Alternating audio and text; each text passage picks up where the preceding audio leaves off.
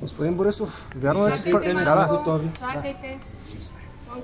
Вярно ли, че сте се разбрали с партньорите Тагарев да не бъде министър на отбраната следващото правителство? Нищо свързано с преговорите няма да коментирам. И не им прави чест на колегите през техните казионни медии да пускат част от преговорите. Аз не участвам и не коментирам. Ние сме дали мандат като партия на преговорен екип. Знаете кой е? Начало с Мария Габриел.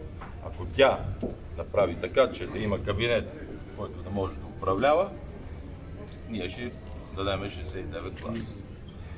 По-ясно как да ви кажа. Но на колегите им казвам, че не е честно да пускат само някакви части, които ги устроят. Ние спазваме ангажимента, докато всичко не е договорено, нищо да не е договорено и да не се коментира. Да очакваме ли вторник тогава папката да бъде изпълнена? Понеделник. Защо вторник? Понеделник или ще бъде изпълнена, или директно ще се знае, че отиваме на избор. Едно от двете. Няма да има втори, няма трети, няма никакви преговори извън понеделник. Това мога да поема като ангажимент на ГЕРБ. Ако се разбере Мария Габриела, изпълнен мандат, папка, отиваме да гласуваме. Се разбира, още тогава се знае, че повече разговори няма да има до след избор. Какво е отношението към земеделския министр? Вие ли сте на земеделски събития?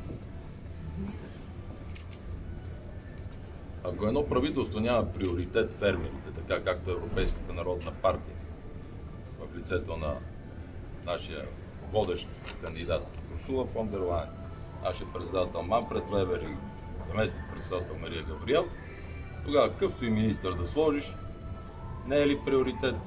Той просто изпълнява функция. И все пак запазвате ли позицията си спрямо министър Тагарев? Не, аз не запазвам позиция към никой. Мария Габриел, ако може да работи с Тагарев, аз ще го гласувам. Може да работи нейна работа. Тя ще е премиер, тя трябва да си го представи ясно.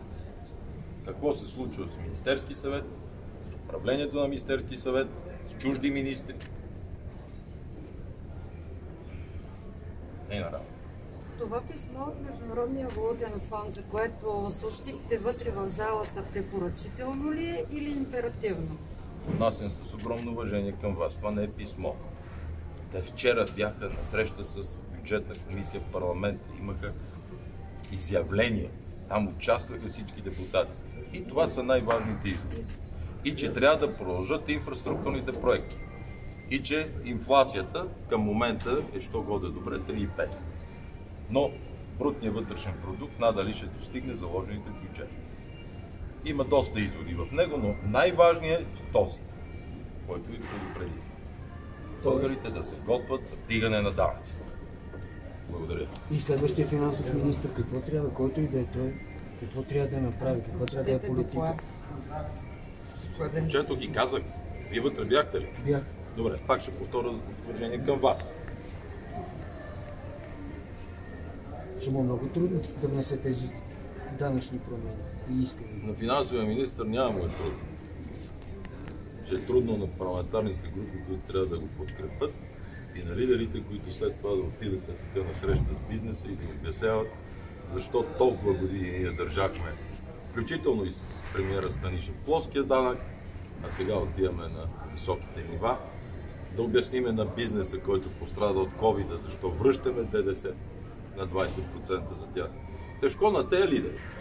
Финансовия министър, виждате, че много не се интересува какво мислят за него.